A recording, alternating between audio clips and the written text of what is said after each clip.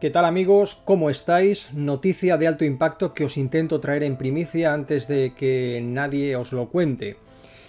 Acaba de saltar la noticia de que la demanda de Hans Niemann ha sido desestimada. Estoy convencido de que en muchas redes sociales lo que va a primar va a ser este titular. La demanda de Hans Niemann ha sido desestimada contra Magnus Carlsen. Magnus Carlsen gana contra Hans Niemann.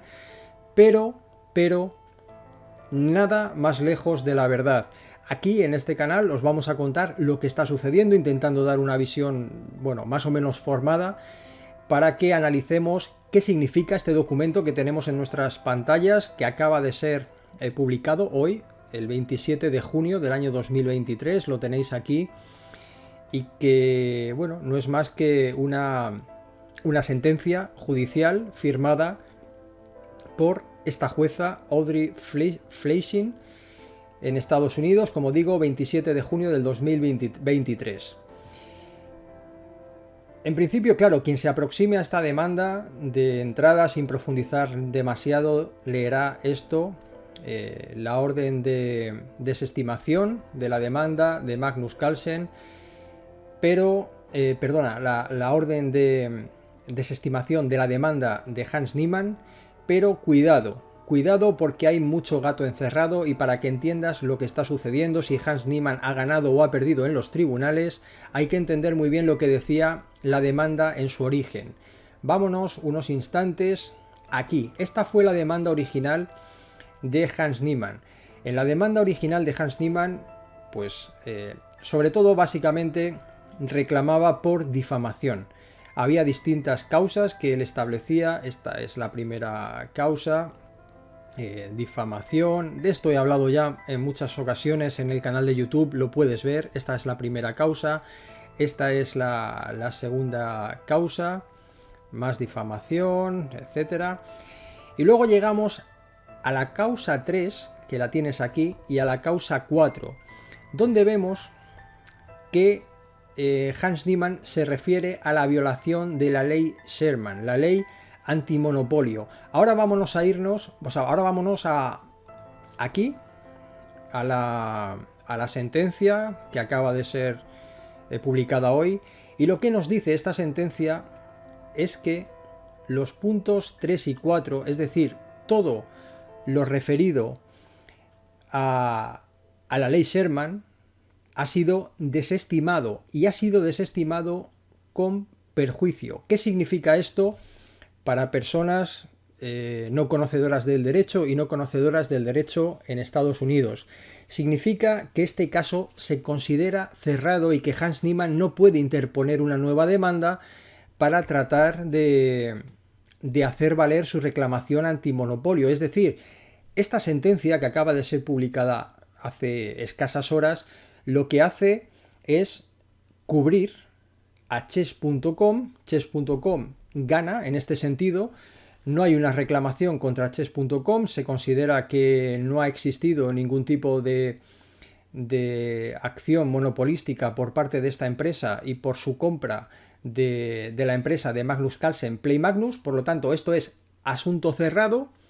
Hans Niemann en este sentido pierde en el punto 3 y 4, pero esta sentencia no nos dice nada sustantivo sobre las afirmaciones de difamación de Hans Niemann, que son las afirmaciones de las que todo el mundo habló y las que nos preocupaban a todos. Realmente parecía muy complicado, ¿no?, que Hans Niemann pudiera probar que existiera un caso de monopolio, ¿no? Además, partiendo de un caso tan particular como era el tema de las trampas personales. ¿Qué sucede? Pues que Hans Niemann podrá volver a plantear una nueva demanda en el órgano jurisdiccional competente, porque el resto de casos, el resto de, digamos, mini demandas dentro de la demanda general de Hans Niemann ha sido desestimada, pero ha sido desestimada sin perjuicio. Y esta es la diferencia, es decir, Hans Niemann puede seguir litigando. No me considero un especialista en el derecho de Estados Unidos. Parece ser, por lo que me he estado informando, que sobre todo la desestimación de estos puntos de la demanda sucede porque la Corte Federal no tiene competencia, no tiene jurisdicción sobre ellos, y de alguna manera lo que nos están diciendo es, oye, esto está muy bien, reclama lo que quieras, pero hazlo en el lugar correcto. Aquí puedes venir a presentarme el tema del antimonopolio, de que se está produciendo un monopolio entre chess.com y Play Magnus, pero los temas relacionados con tu, bueno, pues con tu difamación, con las calumnias que se han vertido supuestamente, presuntamente sobre ti, no es este el lugar en el que se tiene que resolver, y por lo tanto, bueno, búscate la vida y vete al lugar correspondiente. Creo que esta es la lectura correcta.